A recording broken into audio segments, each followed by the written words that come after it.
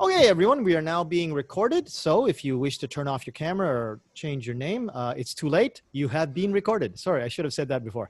But otherwise, I think we're in for a treat here. Rab brought his high school superstars to tell us what they were feeling, what they were thinking through the last semester. We will be taking questions in the chat. Could you please put your questions in the chat, and I will be bringing them to Rab. He will also be moderating as well as he can during the chat too. Otherwise, Rab, why don't you take it away? Perfect. You can probably see from the chat, I've just stuck in a link to a Google document there. Basically, that's just going to show you the things that I'm going to bring up on the screen now. So you've got a record of what I am going to show you in a moment. But a bit of background before we get started. The students that are here with me today, they were my junior high school students last year. They're my first year of high school students this year. So they've all been in a class with me for 1 year already before this academic year with all the corona stuff that went on. And in our class last semester, we did a whole load of online learning things using Google Docs to collaborate on shared documents, peer reviews, making slideshows on Google. We've got Google Groups because our school doesn't have Google G Suite for Education set up. We're not officially allowed by Google to use Google Classroom. So we've been using a whole range of other Google things to get around that. The normal Google Drive, Google Docs, Sheets, Google Groups, all the other bits and pieces. So they are experienced in using all of these bits and bobs. We did a whole load of different online projects, collaboration, making a Google website, all of that stuff. So this year, when we had to switch to doing some kind of online things because of COVID-19, I wasn't very worried about them at all because I figured that their class would be able to cope with this kind of stuff. And to a greater or lesser degree, that turned out to be the case. Now, the school that we teach at is quite an interesting school. Hold on, my screen's just went a bit weird. The school that we teach at, it's an international baccalaureate school, and it has Mombu Kagakusho accreditation as well. So it's got a two-track system, and in the junior high school years, I think the students do both. And again, my superstars can give you more detail about that. I think they go through the How many people here are familiar with the International Baccalaureate? A few. It's an international school syllabus, started in Switzerland, one of the older international school chains. To get accredited as an IB school, there's a whole load of things schools have to do. They have to be very student-focused, inquiry-based learning, etc. Oh, pretty good stuff. So in the junior high school years, the students go through this MYP, stands for Middle Years Program, and they do some of the Mombu Kagakusho program as well. And I think in their first year of high school, it's the same. And then they choose whether to go fully onto the DP, the diploma program with IB, or stick with the Japanese school. Again, they'll be able to give you a lot more background on that kind of thing from a student perspective. So we've got this two-track accreditation system. And the school had signed up for Microsoft Office 365 accounts. So that meant that we were using Office 365, Microsoft Teams for video chat, etc., when we were on the lockdown period. Now, that wasn't great, but I was under the impression that we had to use it. So I took the time to learn Office systems, team, all of that kind of stuff. And for anyone who's used Microsoft Teams, how many people have used Teams? Not many hands going up. It doesn't have a breakout room function, which is a major pain. Obviously, we're used to doing this with Teamwork, Zoom, and so on, and it doesn't exist in Teams. And I thought foolishly that we had to use this because I was never told that we could use anything else. So there was a bit of a missed opportunity there from me. But we did have classes each week during the lockdown period using the Teams app and using the Google shared documents, etc. Now, their particular school and the things that they're going to talk about today, a little bit unique because they went through 4 very, very different phases last semester. At the beginning of last semester, they were like most other schools, universities in Japan. They were on a lockdown period where no one was going to school, everything was done online, and doing it online involved a variety of different apps, setups, and whatever. And again, like most places, most of the teachers, most of the students didn't have very much training in using any of the apps that were being used. So we had this totally online period, and some of the teachers like myself used this and held our classes online at the regular time, no different from normal, except we were doing it online rather than in a classroom. Some of the teachers didn't do that. Some of them issues the emails to send out documents. So there was a wide range of ways these classes were being taught. Then we moved on to the second stage, and this was probably, I think, end of May, beginning of June, where we brought the students back to face-to-face classes, but only bringing them in half a class at a time. So half of the students would come 1 week, while the other half would have a week off. Then on the second week, they would swap over with the other half coming and the first half having a week off, which meant as teachers, we had to teach everything twice, and it took us twice as long to cover things on the syllabus. But by only having half of the students, we could social distance in the classroom, we could move the desks further apart, etc., etc. That existed for a maybe 2 or 3 week period. And then we moved to the third setup, where everybody came back to face-to-face classes. But we had social distancing. The desks were at least 1 meter apart. Everyone had to wear masks. Teamwork, group work, collaboration, everything like that was out. Everyone had to be facing forward with the teacher at the front of the room. Less than ideal, as I'm sure all being teachers you can understand. And then we moved to the fourth stage towards the end of the semester, where social distancing was over, desks could be together, group work, teamwork, everybody was there. The difference was everyone was wearing a mask, so you still couldn't see people's faces. So we went through these 4 very, very discrete, different learning experiences at the one school, which is something that I haven't heard of any other educational establishments doing, these 4 very, very different setups. And obviously there are good and bad points to each of these. Now, I could talk all day about the good and bad points about these, but you're not here to hear me, you're here to hear them. So very, very quickly, soon we're going to move over to them. The key point is, what did they experience from this? Because probably one of these 4 setups, or maybe more, are the kind of things that your students have experienced. Now, in the document that I've just shared with you, let me just do a quick screen share. In the document that I just shared with you, start this one, look forward to step 2.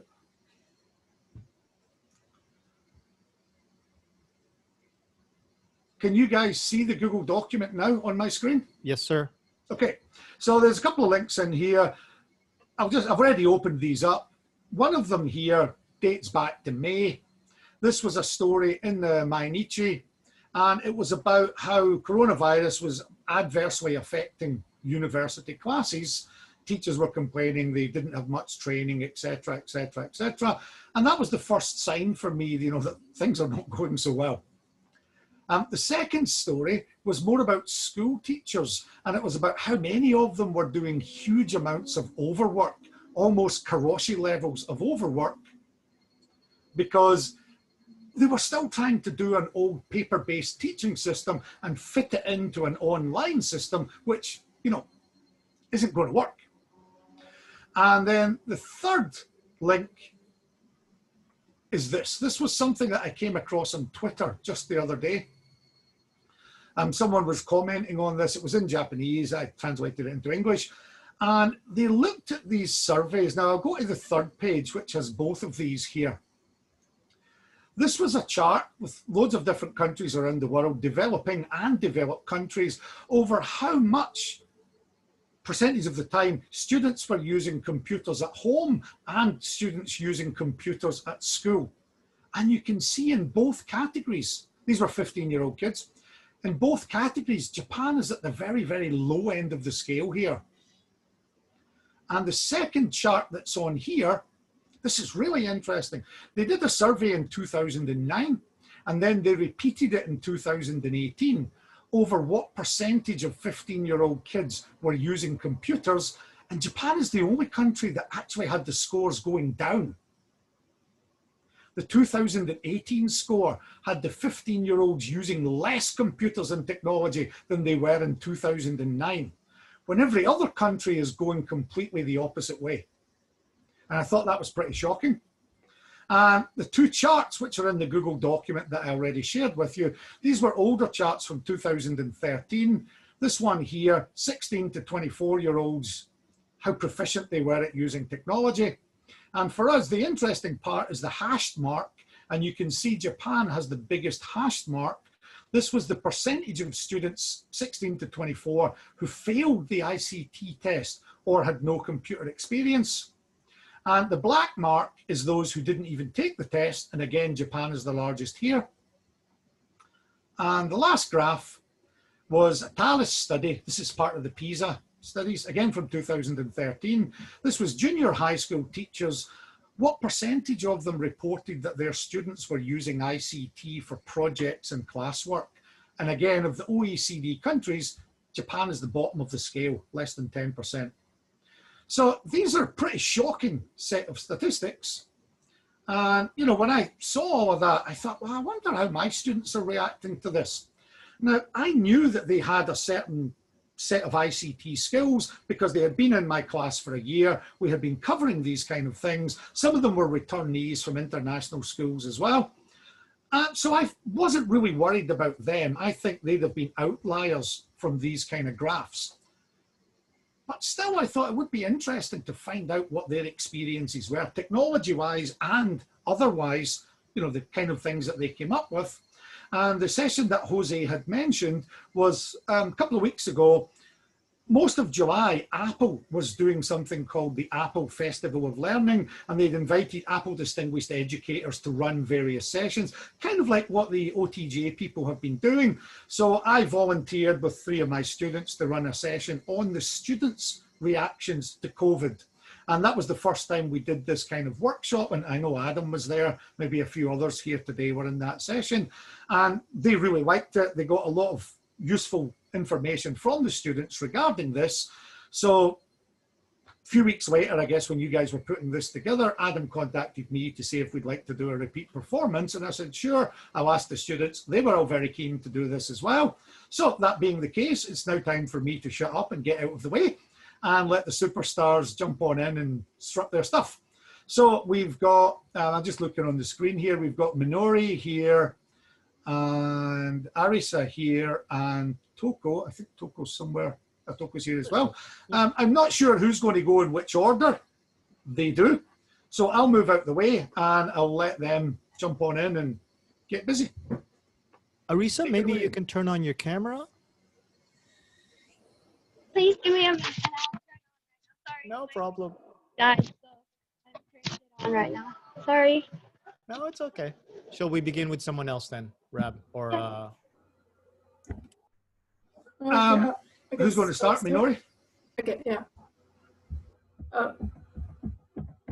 So can we start? Yep. Okay, sorry. Hello everyone. We are high school students from Tokyo Gakugei University International Secondary School, Minori Hirai, Toko Hata, and Arisa Tsuji. And we came here to talk about our experiences and feelings during the lockdown and how after school started. So I'm first going to talk about the lifestyle when we were still in quarantine and what we learned at school after we came back and during the quarantine. Next, Toko will talk about the changes we needed to overcome as we came back to school. And finally, Arisa will talk about how it affected us mentally as we stayed home most of the time. So I would like to start my part with a question. What do you think we were doing during the quarantine as we stayed home? Who thinks that we were studying like great students? Ooh, some people has their hands up. Sorry to say, YouTube, that is partly correct. I was one of those kind of students who didn't do anything most of the time. I just stayed home, slept in nude, play games, just doing whatever I wanted to when I wanted to. A teeny bit of homework, but not doing much. And as when I came back to school, I was surprised that some people were handling themselves very much, studying more than they were at school, and using their time doing their hobbies, and they were using the time very efficiently. But one problem, most weren't.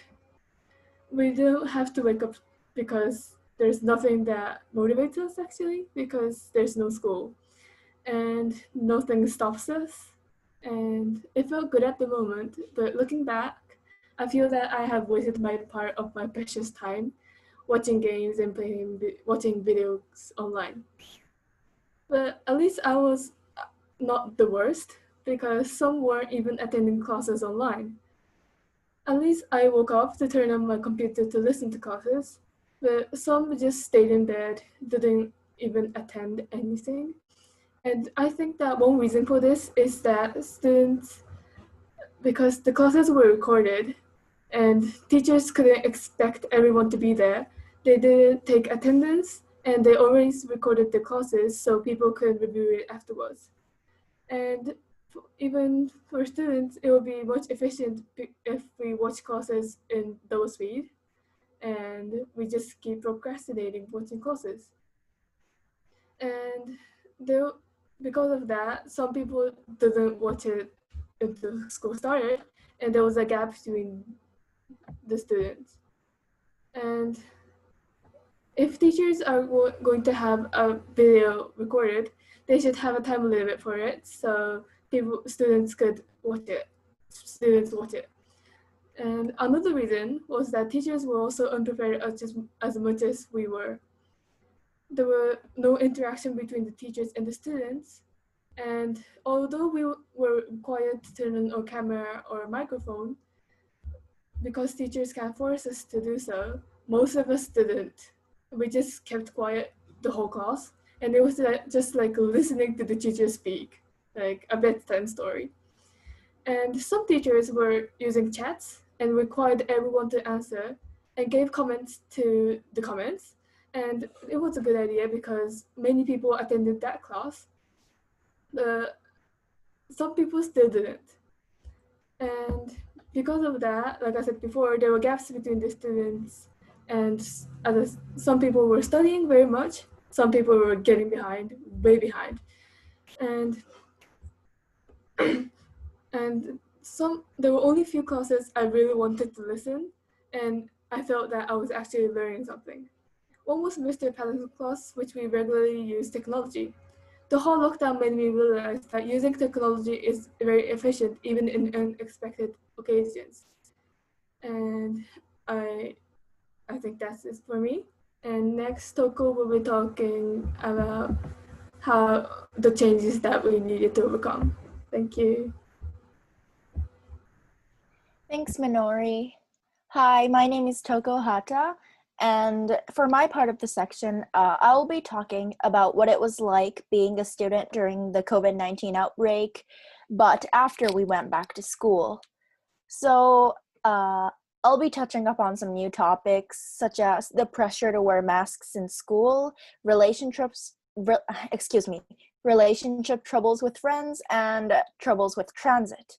So my section will be focusing a bit more on the hardships relating to like emotional factors rather than academic factors, but I hope you enjoy. Thank you. So first, I'm going to talk about the face masks. So I think I said the pressure to wear masks in the introduction, but calling it the pressure to wear masks is a bit of an understatement, because we were and still are obligated to wear face masks every single day to prevent the spread of bacteria. And the only times where we can take them off are during lunch and during physical education, which doesn't really make any sense because it's not like the bacteria won't spread during lunch and physical education. So as Japanese people, we're really used to wearing face masks because a lot of us wear them during the influenza season in winter, during January, February, that kind of things. But I never imagined that not being able to take off your mask would be so stressing. And although I understand that it's for the greater good, I can still feel like the stress piling up in my heart. And I really wish that they would find like an alternative to prevent bacteria, like a vaccine or something. I mean, they already have, but I don't know much about it. I really hope that the virus settles down soon, because even small things like needing to wear a face mask is really stressing to students in the long run.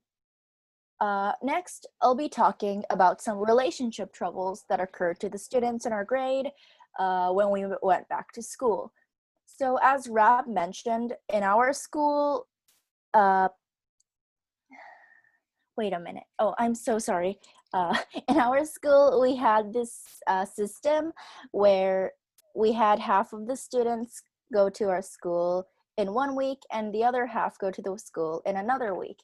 And because the students couldn't see each other during the long break, like people resorted to using online chat applications to contact each other, and that resulted in a lot of misunderstandings and miscommunications. And even after we could go back to school in those half and half groups, it was still really hard to get back on track, because a lot of the groups of friends formed within those half and half groups. And after everyone went back to the school during the same time period, people, groups of friends from those two groups had trouble like kind of warming up to each other and getting to know each other. And yeah, that was really stressing for us.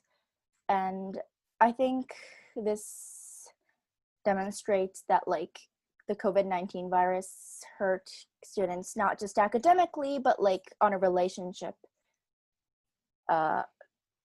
with relationships as well. So finally, I'm going to mention how the students in the situation had to face the transit troubles when they came back to school. So in Japan, a lot of the students ride trains to school, and during the mornings, those trains cram up with like businessmen and other students going to school.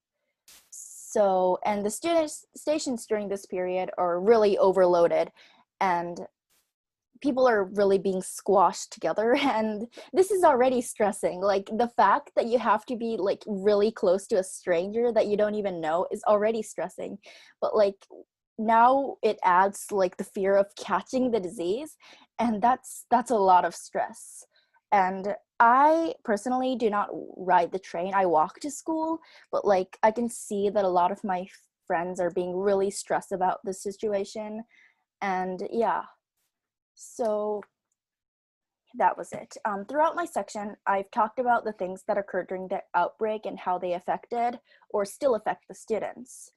And to me, I feel that like the biggest situation that came with this irregular situation is stress, like I mentioned a lot of times. And all these new problems are really like resulting in a sense of panic within the students. And we don't really know when the situation will end. So even the smallest things like masks or transit can pressure us and maybe even affect our academic performance. So from my personal experience, I want to ask educators everywhere to support your students emotionally. And they may look completely normal on the outside, but a lot of them are probably dealing with a lot of stress emotionally. So yeah, I feel like the COVID-19 is a really negative situations for both educators, students, their families, everyone, everywhere. But I really hope that we can get through it using things like technology or even just caring about other people. And I just realized that I called Mr. Patterson Rab instead of Mr. Patterson, and I'm so sorry about that. So as the final speaker, Ursa will be talking a bit more about school, how we had to get used to that, and other things. Thanks. Okay, hello everyone. I am Marissa, and today I'll be talking about the events that I personally went through, and some of the events that my friends went through. And there were a lot of stress during this COVID-19, and since we three are currently in the first grade of high school, despite the fact we still go to the same school with the same students, and as the middle school, it was a big step up for us because middle school and high school, there is a lot of change in those two. we have more homework. The academics are much harder, so it was not easy. But having to go through that during the COVID made it even harder. And I remember a lot of my friends texting me at the middle of the night telling me that they were so depressed they didn't know what to do. And that through that, some of the teachers tried to help us. However, some of the teachers actually, instead of reducing the stress, they made us more stressful because of the things they did with their applications. Okay, what should I do? Um, wait, I don't know where you are. can you hear me? Yep, I can hear you now. Oh, But the problem is there's some background noise. I don't know, is there people near you or can you something? hear me? We hear you fine, Arisa. I think you're at work right now or in a restaurant. I'm currently at a place where I usually do all this. Can you not hear me? We hear you fine. It's just there's a little bit of background noise, so just try to do your best. Okay, I'm sorry. There you go. So That sounds much where was better. I? Okay. So fortunately, some teachers understood us, but some of the teachers didn't understand how difficult it was to use the applications, such as Teams and the other applications that the teachers chose. So for example, one of the teachers decided to use a completely new application. And I think using new educational tools are very useful because there are some educational tools that we still don't know about that could be very useful in our daily lives. However, we need to learn how to use those tools because we don't magically happen to know how to use every tool in this world. So this teacher decided to send us the links to the application and told us to use it. However, most of us didn't understand how to use it and we couldn't join the classes that we were supposed to join because we didn't know how to use it.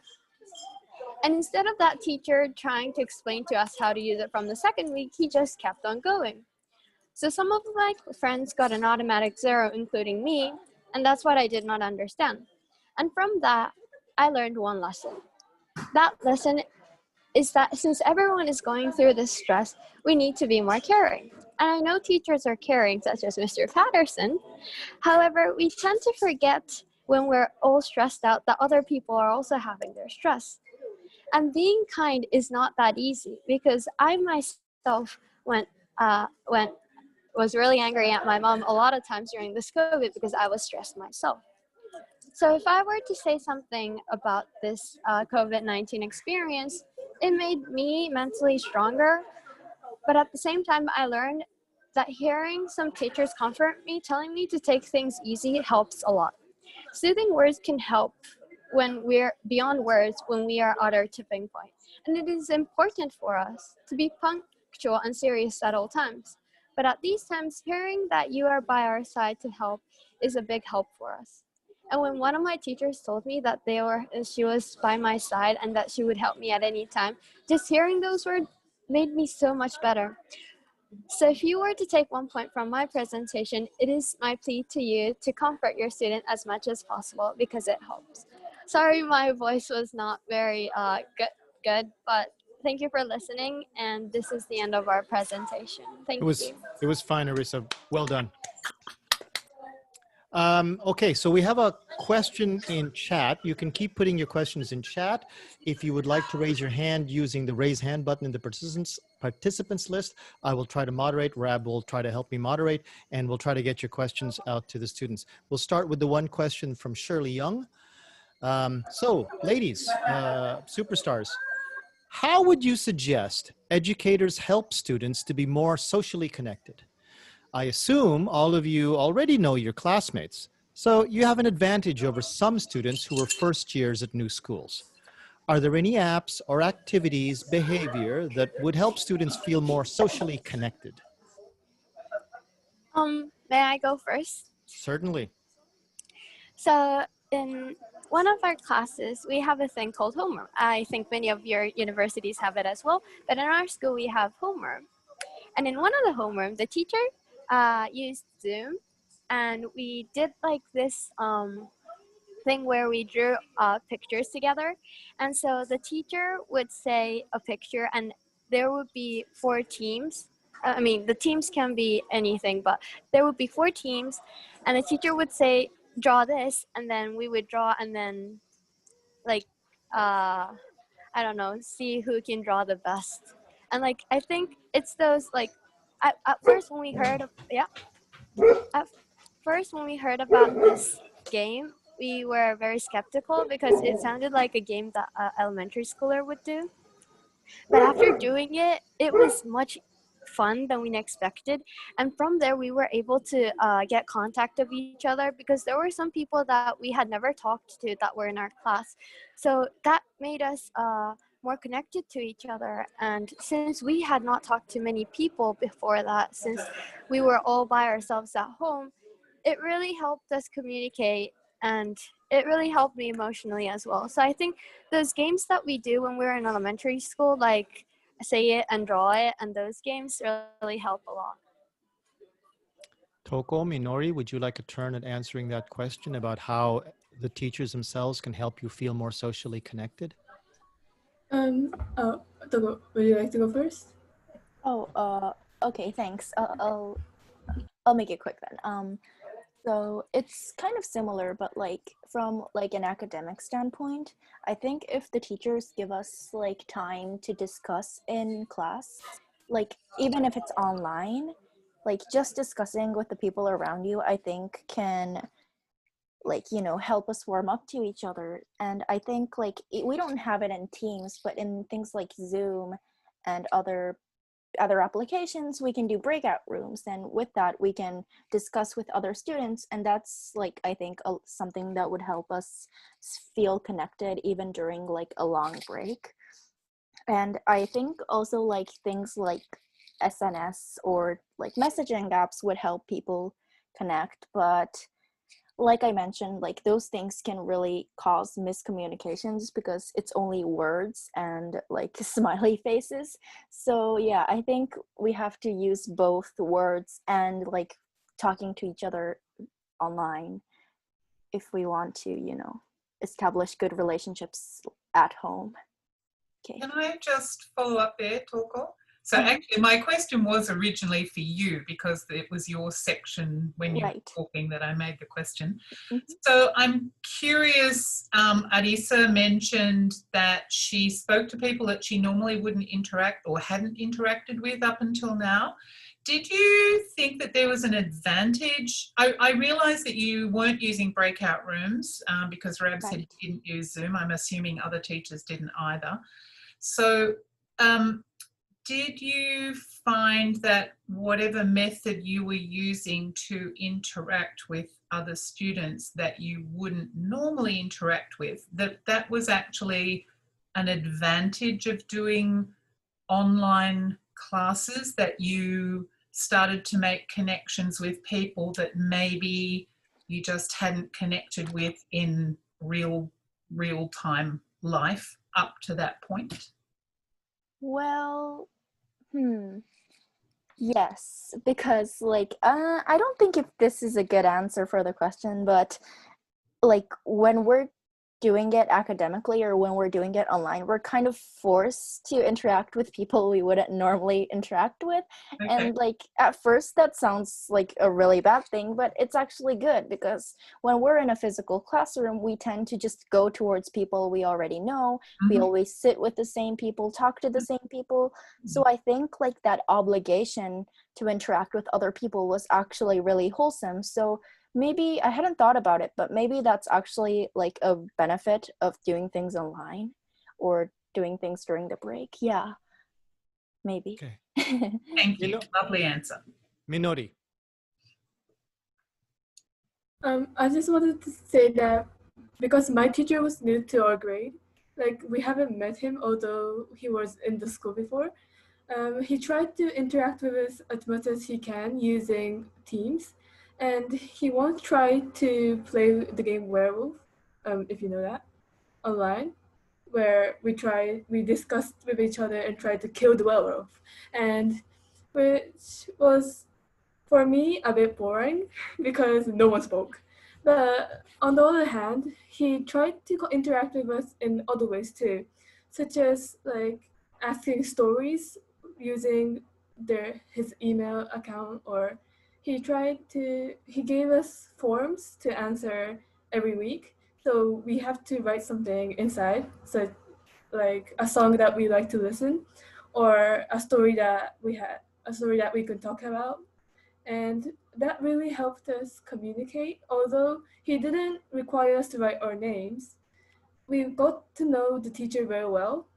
I don't know if he knew about us, but at least we had a way to communicate with each other, which was, I think, very nice, because of that, I was able to communicate with my teacher as we came back to school, and I really like him right now. Okay, quick comment. Oh, thank you, ladies. Quick comment from Rab, and then a question from Simon. Yeah, regarding the kind of connecting new students, today was my first day back at school. I didn't have classes yesterday. Today was the first day. And I expected to do my classes as per normal. They had been given summer homework to prepare their presentations, to start their presentations today. And all of a sudden, in all of my classes, I have 2 new students who weren't there at the end of last semester. They've parachuted into this class because they've just returned to Japan from studying overseas. They don't have the background in the apps, the systems, the homework, everything that we've been doing. They don't know anybody in the room, and they've just been parachuted straight in. Now, that was kind of lucky that it was a face-to-face class. So the way that I do that to break the ice and get them to know everybody is I got the 2 of them to stand up, and I made everybody else in the class give them a round of applause for their help. And I could see these 2 new students are a bit puzzled, and so is everyone else a bit puzzled, because what help have they just given them? And I said, because I've got these 2 new students joining the class, they obviously need a couple of classes to get up to speed with all of the things that you've learned all of last semester. So I'm putting your presentations deadlines to start the presentations back by a week. Huge celebrations in the class. Yatta! Ah, yeah! And then I got everyone's attention and said, so you owe them. You owe them big time. They've bought you a week. Because I could see from the online work over the summer that a lot of them hadn't done everything that they should have done. So right away, that puts these new students, instead of being outsiders, they're someone that the rest of the class you know and owe a favor to. So kind of reverse psychology 101. I guess the same thing could have worked if we were still working face-to-face, but it wouldn't have worked quite as well. Now, in terms of face-to-face, my students have previously been working in groups, and I allow them to use things like Line or Facebook or, whatever they like. They don't have to use any prescribed system, so that students are free and able to communicate in any way they like. But at one point in the writing process, I actually tasked them to find, usually they work in teams with their friends, peer reviewing, etc. But at one stage, I asked them to go and find somebody that they don't talk to, somebody they don't know, someone they think is very different from themselves, and do a peer review of their work with that person, because that person will give them the most unique feedback, because they're the most unlike them and their friends. So I'm always doing these kind of things to try to break down, those kind of barriers. I think someone else said they had a question about SNS and Line. Simon, maybe that's a good segue to move into that. Simon, you're up. Okay. Firstly, thank you very much. Sorry, I don't have your names. Minori, I've lost it. Minori and Toko and Coco. Arisa. Thank you so much. Like, it's really interesting for me as a teacher to kind of hear what it's like for you guys to be doing this as students. Like, because I'm just here at my computer kind of guessing what's going on with my students. So thank you so much for joining us. Who was it? Hold on one second. Oh, I've lost who said it. One of you said that, talked about having difficulties with communication, like because it's happening on SNS and it's, text talk and you lose tone of voice. And I just want to know, like my understanding, my impression is that Japanese students do use Line a lot. Yeah, and they do a lot of texting to each other, in between classes when you're at home or whatever. And I'm just really curious, like, did the pandemic you know, Shin Corona lockdown, etc., did it make that more difficult? Like, I'm curious, like, what changed? Was communication via line more difficult in the pandemic situation than it is normally? Yes. I think it had to do with the fact that everyone was like really confused and stressed, and everyone was kind of panicking internally. So like I think, like, to me, I feel that when we're writing we don't think as much as when we're talking. So we were already stressed and we were online, so those two factors kind of combined, and I think a lot of us forgot to be more caring about other people. I mean, I've heard about people who got into like a fight online, and then like they were really kind of nervous to actually meet each other in school, because like it line, messaging apps, WhatsApp, whatever, it stops us from thinking. We just send the message really fast. We don't really think about what, okay, I repeated that, I'm sorry. Yeah, so I feel like the stress factor from the coronavirus and the fact that line is already too easy to use, as in like we can send the message in like an instant, I think those two factors kind of combined and kind of made us more cold towards other people, and I think that was the problem, probably.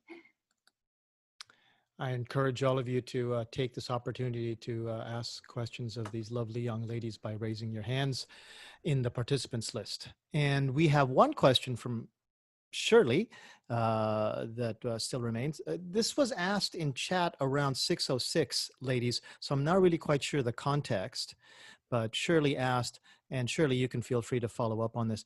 Shirley asked at around 6:06, did the teacher put you in random groups, or could you choose your group? So I'm not really sure exactly what it's referring to, but Shirley, could you clear that up?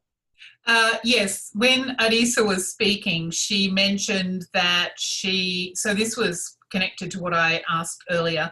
So Arisa mentioned that she ended up speaking with people that she hadn't normally spoken with and that were basically strangers to her, even though they'd obviously come through the school system together. So I was curious about how that happened in terms of how your teacher put you into groups, whether or not it was random or whether or not the teacher said, you know, who do you want to be in a group with? I think you were talking about playing a game, a kind of charades game with drawing or something like that. I can't remember. So basically it was for Arisa, the question. Okay, Arisa, go ahead. So when we were broken up into groups, it was the teachers who broke us up, and the teachers broke us up with since we all have Shusekibango, which is the numbers we are all assigned, and they broken up to like 5 each. So like 1 through 5, you're in one group. 6 through 10, you're in one group. So it was really random. Thank you, Arisa. Thank you. Okay, Neil, you're up. Neil McClelland? Yeah, hello. There you go, bud. Can you hear me? Yep. Thank you for sharing your experiences with us. I was particularly interested by Arisa talking about learning new apps and having to do that without adequate training as a student. So this is a problem that we might see in the university, is that we have every different teacher going with their own idea of what they think is a good app and maybe changing from week to week. So the question I asked was, how many apps total were you asked to learn to use by all of your teachers, and what do you think is a reasonable number? Arisa, I just want to tell you I muted you because of the background noise, so maybe Minori or Toko, you could answer that first.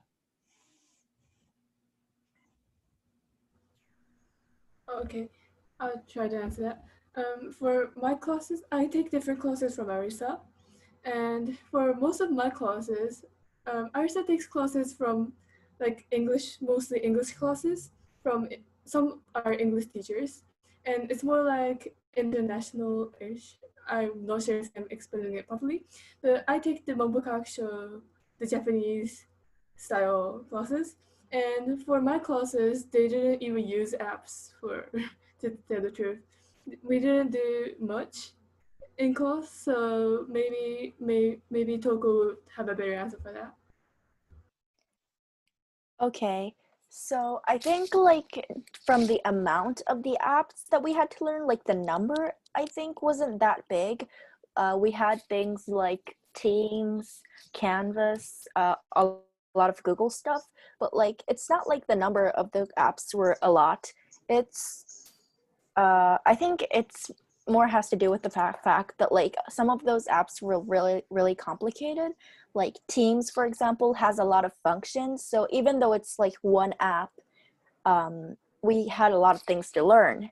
And for the reasonable number, I think like the number can be any number as long as the teachers give us proper support or information about the apps. So like rather than just jumping into the classes with the new apps, I think like if they gave us like tutorial sessions or like time to kind of clear up all the questions before they started out everything, I think a lot of those things would have been different. Thanks. Arisa, did you want to come in on that? It's very similar to Toko's. I kind of missed my point when I was speaking, but the reason why it was hard was not because there were a lot of numbers. The numbers of like the applications were a lot, but because they didn't give us a tutorial for how to use the application.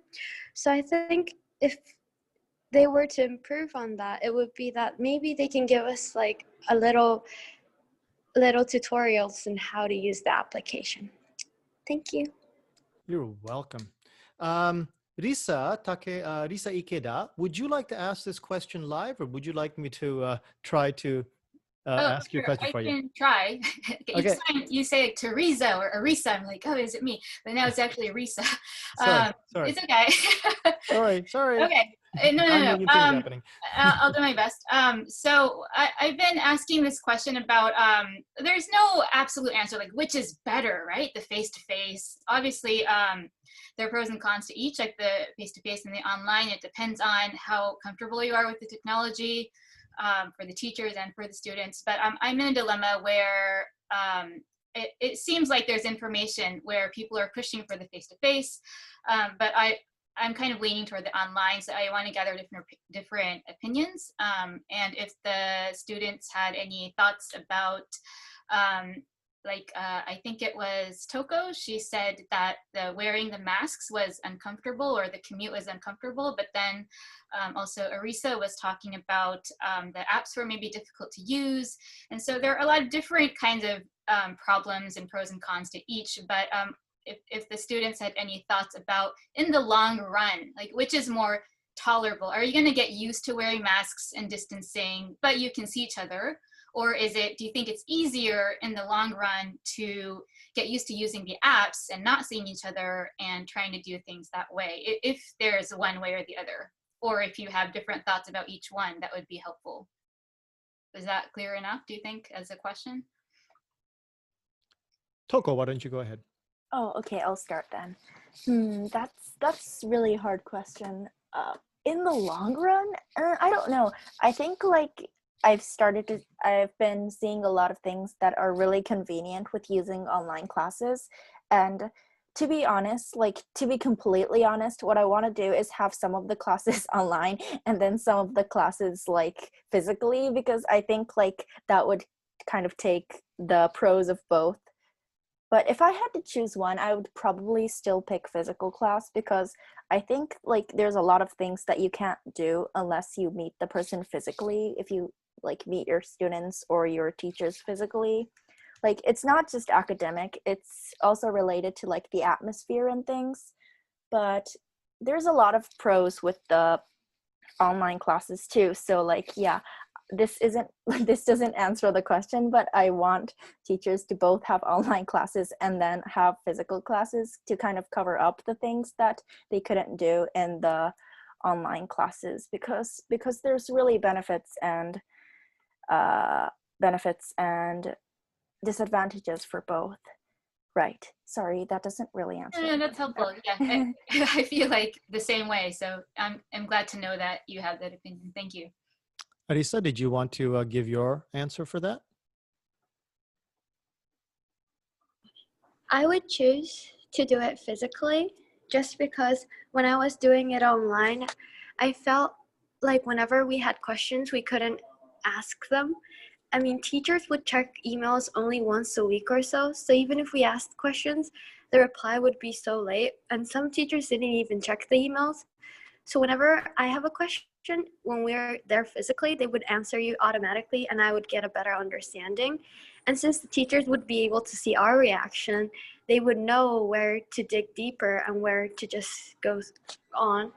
So I think like the quality of the education is better when we do it online, when we are physically there. So I would prefer the physically going and taking the lessons there. Minori.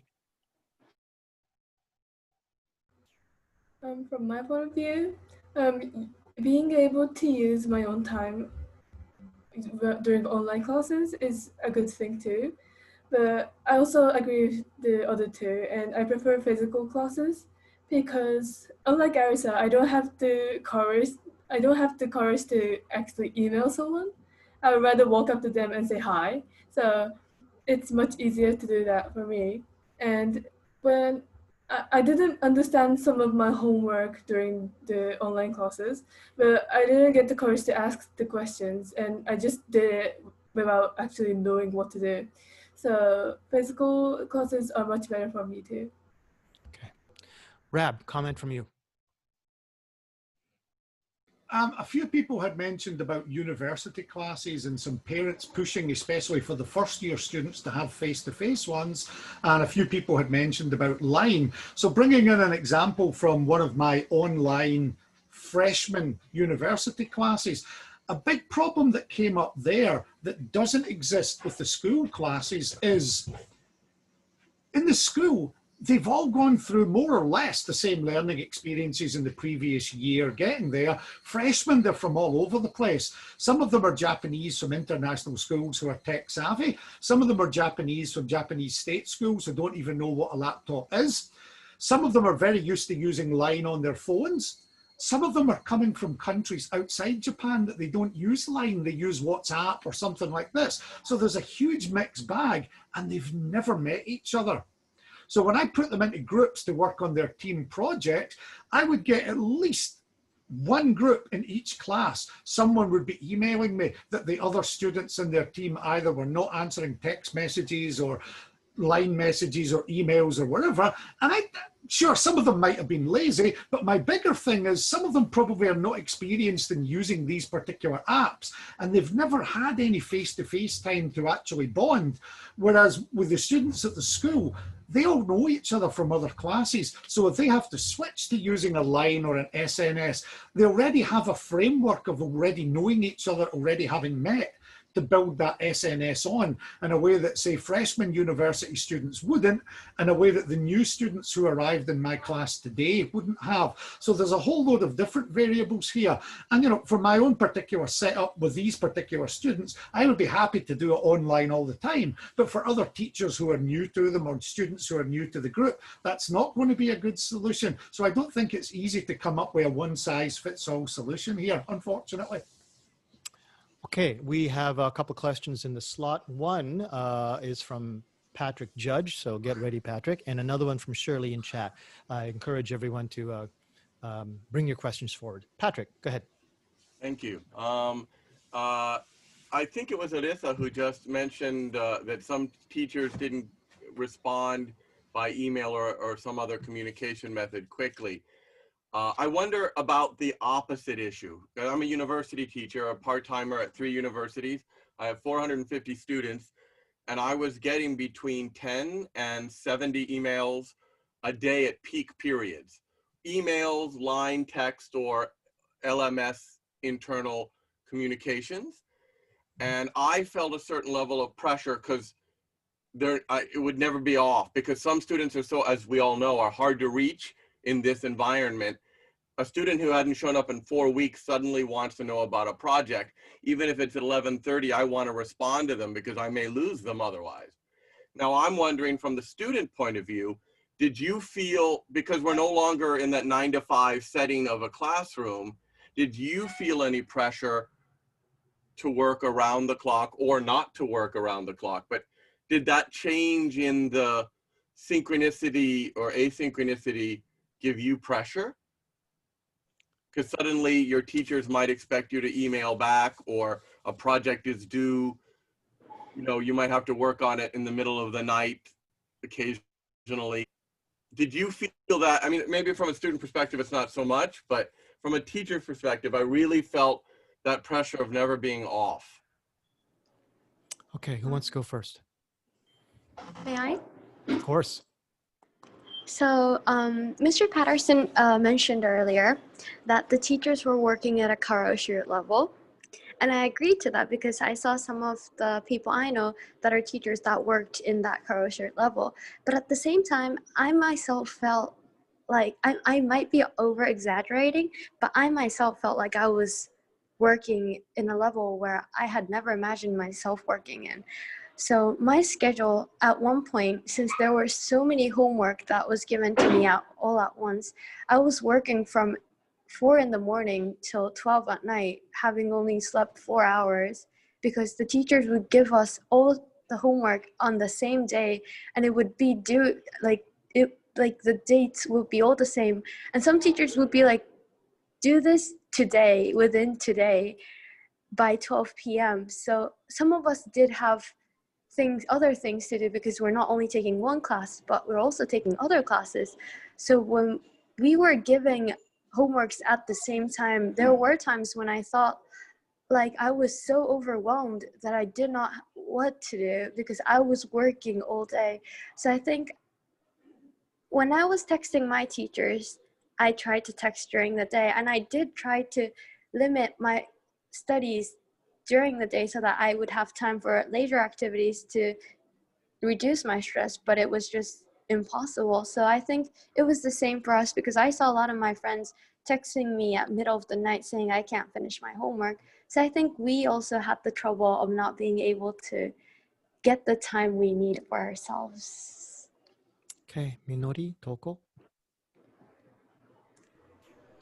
Can I go next? So, Yeah. some of the teachers had like only 1 hour for us to text them for in a week, and I think that was the way that teacher turned off and on their like job mode or their house mode. But for us, that was a bit inconvenient, because when we were working on our homework, 1 hour isn't enough for like asking them, because we don't know when a question pops up. And I also tried not to text them at midnight, but some people were saying that that teacher replies to me so fast, and that was like 2 in the morning. And I think some of us were like too careless to like text teachers at midnight, but and it was a bad thing for us to do. And we all know that we are pressuring teachers as well. But like Arisa said, because the teachers were communicating with each other too, most of the homeworks came on one day, and it was due on the same day, and like bang, we have to do all the work. So I think we should have communicated more with the teachers and the students. Wait, am I replying to the question? Yes, that's exact. Yeah, that's perfect. Thank you. Yeah. Okay. Yeah. Toko. Okay, so in our school, we had 2 platforms for work. One of them was one of them was a part of our school website, and one of them was Teams. And they both were made or like used for telling students the assignments, but like the problem here was some teachers used the school site and some teachers used the Teams, and Teams give us notifications, but that school site didn't. So we constantly had to be on a lookout for new assignments, because we wouldn't know, like like one day you would just open the school site and you're like, oh my god, there's a report that's due today. It's not to be honest, to me that was like really inconvenient, and I really hope that like they would just make it one thing, because like if it was just the school site, I would check it every day, and if it was just Teams, like I would get notifications every day. So yeah, I think like I really felt that pressure that I was never off, because it's really distinguished when you're going to school. You have when you're going to school versus like when you're at home. Those two things are different. But when you're always at home, like you always have to be on a lookout for new assignments. So yeah, that was stressful. Okay, next question came out of chat. So here we go. To all three girls, if you had a chance in an online class, I'm sorry, no, that's it. If you had a chance in an online class to have some social time with friends, would you prefer random allocation of people to talk with, or choose your existing friends to hang with for 15 minutes or so? That came from Shirley Young. Who wants to go first on that? Oh, can I go first? Go. I think like it's better to have strangers. Well, not strangers, people you don't know as well, because like when you have close friends, you already communicate with them. Like for example, like me and my close friends were video chatting during the break, and that wasn't like obligatory. That was just us having like a genuine conversation. And so yeah, I think like for these kinds of activities, it's better if the teachers choose new people, because like if we can choose our friends, it would just be the same as like hanging out with your close friends online. That's my opinion. Thanks. Minori, how about you? For me, I partly agree with Toko, but I think I would prefer communicating with my friends that I pick myself, because during quarantine, I think it somehow affected me too. I felt too lazy to even text back my friends, and I know it was a terrible thing for me to do, but I thought I was being selfish, and I thought I would use my time for myself rather than texting back my friends. And texting back is also very fun, but it also does take so much time that I could do something else. And if I had the chance to talk to them, I think I would take it as much as I can. So I think I would take school as an opportunity too. Okay, Arisa. I also agree with Toko and Minori, and I especially agree with Toko. I had my video call on for the whole day, almost every day during the COVID. So I would rather have the opportunities to talk to people that I've never spoken to, especially because during the COVID, I was lacking that new experience I was hoping for at the start of the year. And there were no excitement or new things that I got to experience. If I were to choose, I would rather talk to new people so that I can have the opportunities to talk to people that I've never spoken to, and maybe find parts of them that I would never have found. Thank you. Fabulous. Scott McClellan, you've got the next one. I'm not sure you have two questions or the one, because you also had one in the chat. But why don't you turn on your camera and mic, and you go ahead. Teresa's had her hand up a couple of times too. Teresa, why don't you go first? I'll go after. Teresa, okay. Just want to remind everybody, if you use the participants list raise hand button, that will keep me in line. Sorry about that, Teresa. Go ahead. Oh, you're giving me my turn. Yes. Sorry about that. We were talking, now I have to get my train of thought. We were talking about Toko-san. Toko-san said that she would just, that I was led to believe that the web class, the portal site, was the first place you put the assignment. And then you would put the assignment in the other location. So it would kind of be in both places. For example, on the day or 1 hour or 12 o'clock at night, I would upload the new assignment for the morning class. That's what I was expecting my students to look at first. So for example, week number 12, lesson number 12, I would post that 1 hour to 3 hours before the lesson happened. And I was expecting students to look at that, follow the directions, the directive, join me in Zoom, or do this assignment within the 90-minute class time. So Toko said that, oh, suddenly there was just randomly, there was a new assignment up, but are you sure? There was a random assignment just in the middle of the week or something? Okay, so maybe that wasn't, maybe it wasn't random, but like a lot of our teachers didn't have online classes. They just had like the papers, not the papers, like the PDFs on the portal site. So like, I mean, I guess those things were uploaded during like when the class would happen if we had gone to school.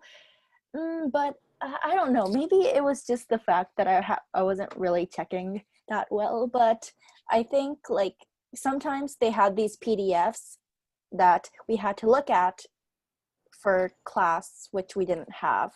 And then sometimes at the end, they would have like assignments we would need to do.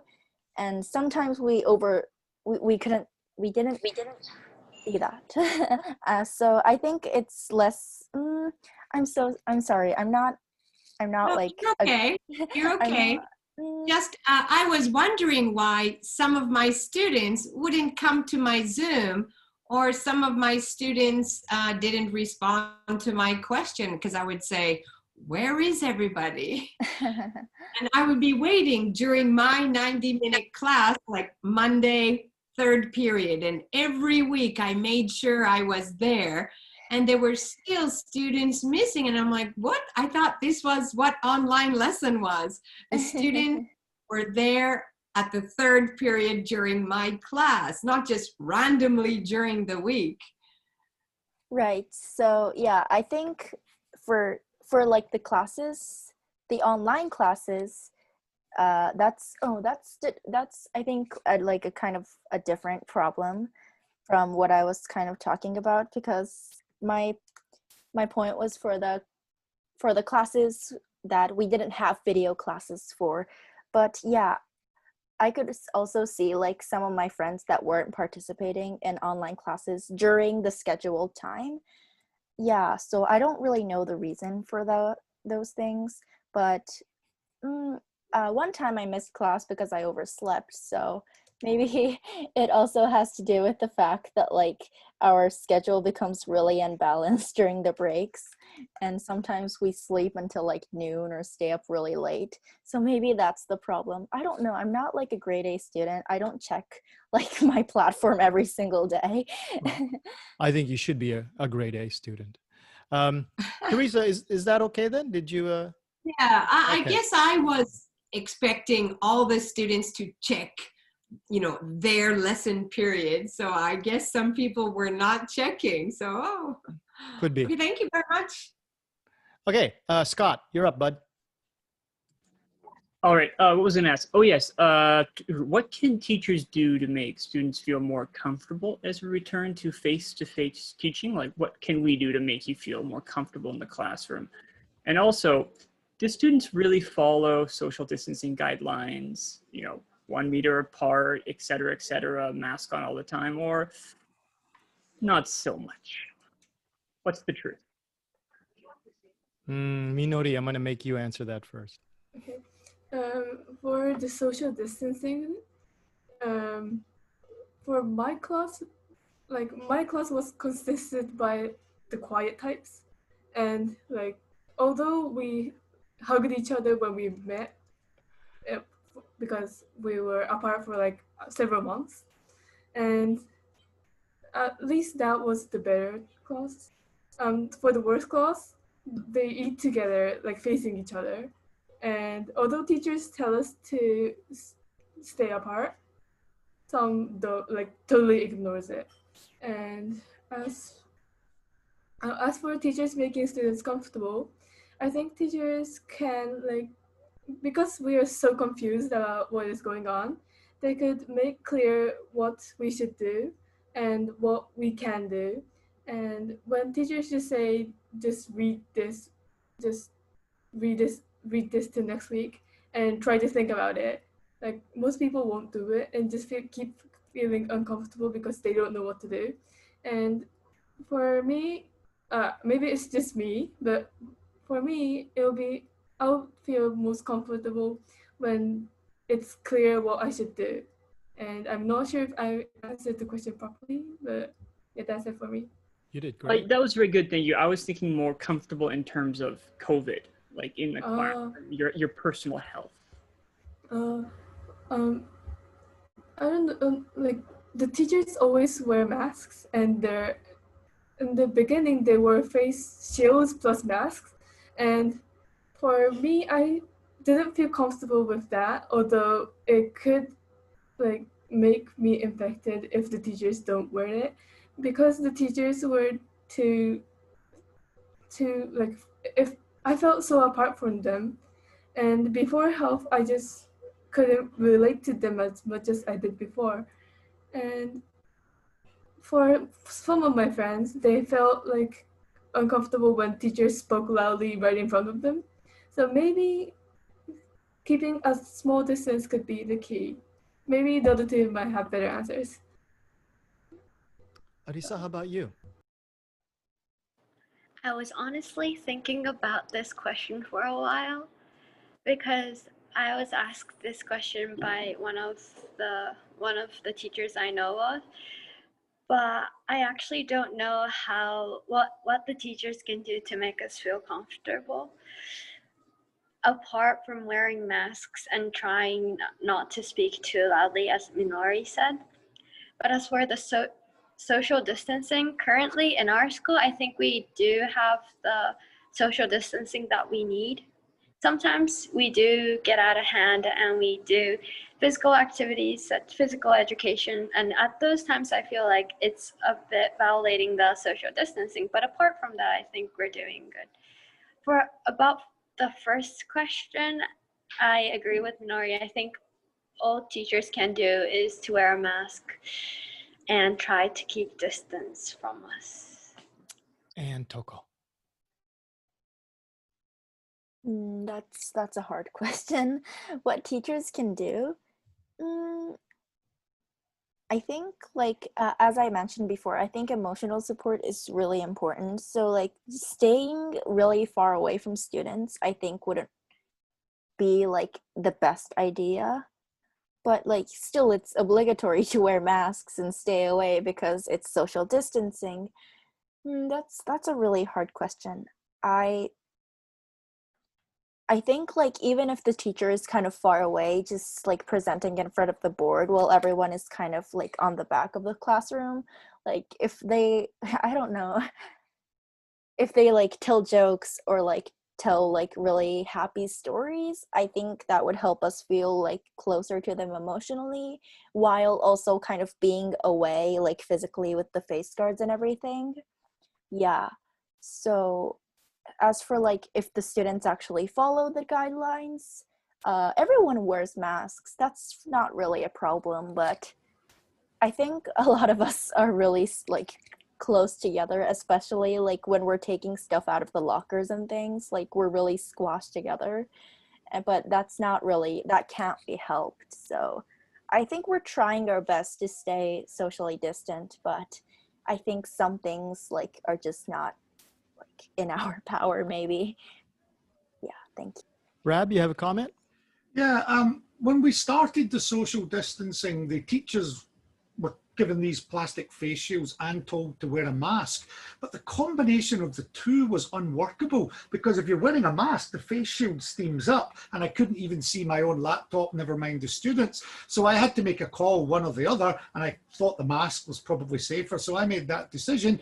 But another problem that came up, especially with the younger students that I was teaching, they've all got laptops. They're not all used to using them. And a lot of the time you would get a hand coming up, Mr. Patterson, my computer's stuck, what do I do? And you know, what do you do in that situation? Because I physically have to go over there and show them how to use their find out what the problem is. There isn't really a way around it. So at least, you know, we had these alcohol cleaning things for the hands in every room, and we're wearing the mask within limits. That was kind of as much as we could do. And initially we had the desks set a meter apart. Well, the EU was saying it should be 2 meters apart. So was the CDC. Japan decided 1. But then eventually, when we brought everybody back, the desks just got put together. And as they've already mentioned, doing sports, they're not wearing a mask. So yeah, I think that unless we're going to be super serious about this and cut out sports and wherever, there's always going to be some limits that you're going to butt up against here.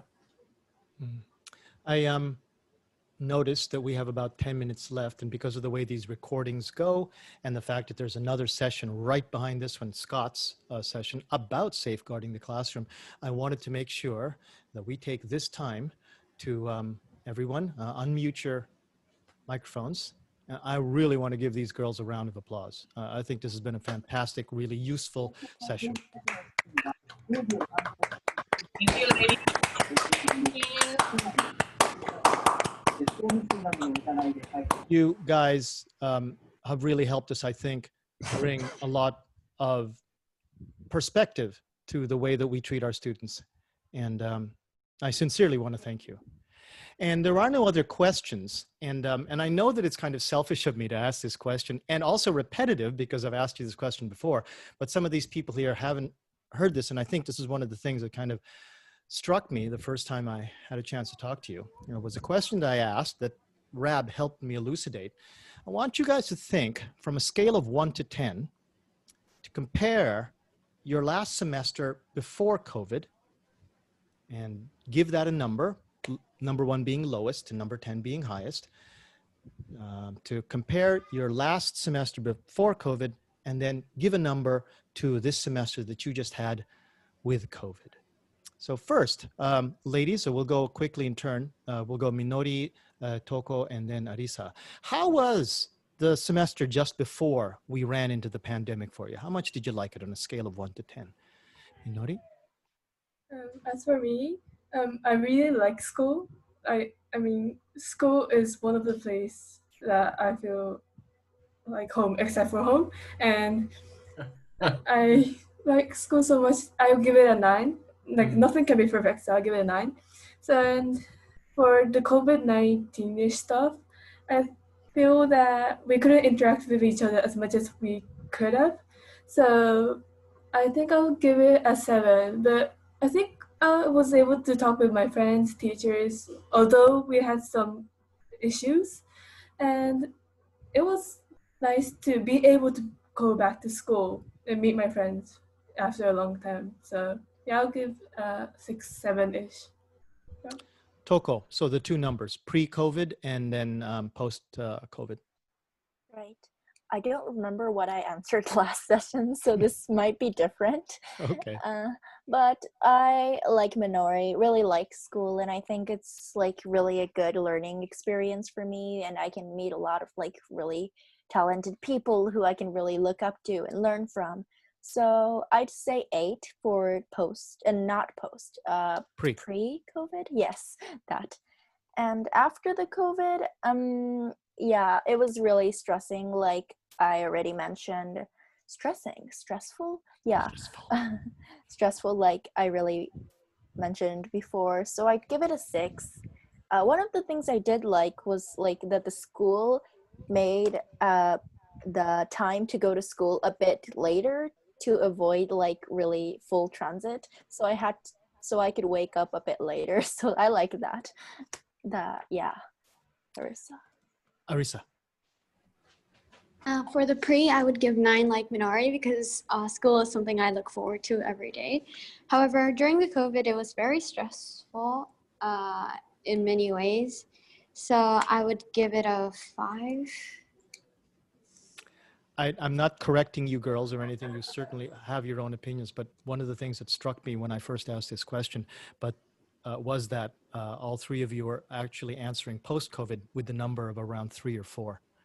So I don't know if psychologically that's because you've gotten used to things, or maybe you've had different experiences which have softened your opinions. But definitely life was better before all of this craziness happened, right? Maybe the summer break kind of manipulated our brains. Could be, could be, could be. Really. And I also want to thank Rab. This was great. I think a lot of us got something out of this. We have a few more minutes, so maybe one more question from anyone. Oh, yeah. Simon, go. Yeah. You guys made 4 changes, like you had 4 discrete kind of sections of the semester. And I'm wondering if that changing was stressful, and if it might have been better. Do you think it would be better to do the same thing all semester? Or did you like the changing? How about Toko go first? Right. I think this opinion would be really different for all 3 of us, but I actually kind of liked the change because I'm the kind of person that can't do like the same thing for like a long amount of time. So I can't keep working on like one project for a long amount of time because I get tired and then I stop working on it and then everything comes out like crazy.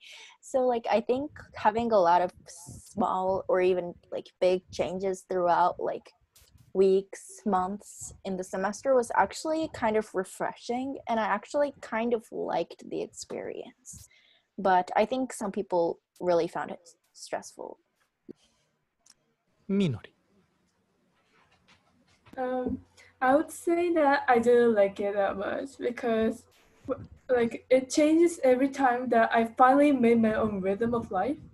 Like I was starting getting used to the online classes, waking up at like around 9, and sleeping at 12, and like taking a lot of sleep, and then doing my work when I'm awake. And I was finally getting used to all of that. And then school changed it like in 2 weeks' time. And it was very difficult for me to keep up with that because I'm not a fast learner. I'm the old type of person. I just stick to everything. So yeah, that's for me. And Arisa. Same with me with Minari because I finally got used to online learning and then right after I got used to it, they changed the system. So I would rather have it consistent throughout a whole term. Andy Johnson, you get the last very, very interesting question. Yeah, what did your parents do to make you enjoy school? I'm so jealous. Yeah, or not what did your parents do, what did you do? Why do you like school so much? And what advice can you give me? He has a daughter that he wants to have like school too, so he wants advice from his daughter's Jinsei no senpai. Julia, come here! Okay, Minori, why don't you start thinking of an answer for Celia before she gets here? Here's one of my daughters. There you go. There you go. And the other daughter. Nihongo de iyo. Yeah. I want my daughters to like school. What advice can you give us? Minori senpai, Nihongo de iyo. Yes. Seriously? Hontou ni yo? Iyo. Yeah, their Japanese is much better than mine. Okay. 小学校の頃は学校が好きじゃなかったけど、高学年になった時になんか授業中に友達と喋るのが楽しかったから、like, yeah, my friends made me like school. Toko, your 一言。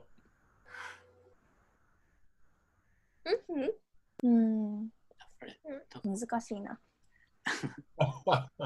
いつも通ってる時はあまり学校好きじゃないんですけど、でもなんかこうちょっと休みとかになって1週間を振り返ってみたりすると、あ、ここが楽しかったなとかこれが良かったなみたいに思えるので、こうやっぱ通ってる時は大変だなって思うことの方が多いと思うんですけど、こうなんか後でちょっと止まってなんか楽しかったこととかを考えて見れるといいんじゃないかなって思います。いや。最後はアリサ先輩。毎日私は学校好きになったきっかけが、毎日一つ今日学校で楽しかったことを毎日書いていて、毎日続けることによって、あ、今日こんなこといいことあったんだって自然に思えるようになるっていうのが、私は学校が好きな理由だと思います。You girls are so fab. This was so great. Rab, do you want to sign us off? Hey, I just want to say thanks to everybody for coming along. This was a good audience. It was really great questions. And thanks to my superstar students for coming along to make this what it is. So yeah, I think everybody should get a big round of applause for this. This was a great discussion, great questions. So yeah, that's it. Thank you very much. That was nice sharing. Very nice sharing. 7 o'clock. I got to sign off. Thank you, everyone. Thank you so much. See you at the rest of the sessions. Thank you again, ladies. No. Good night. おやすみ。お疲れ様でした。お疲れ。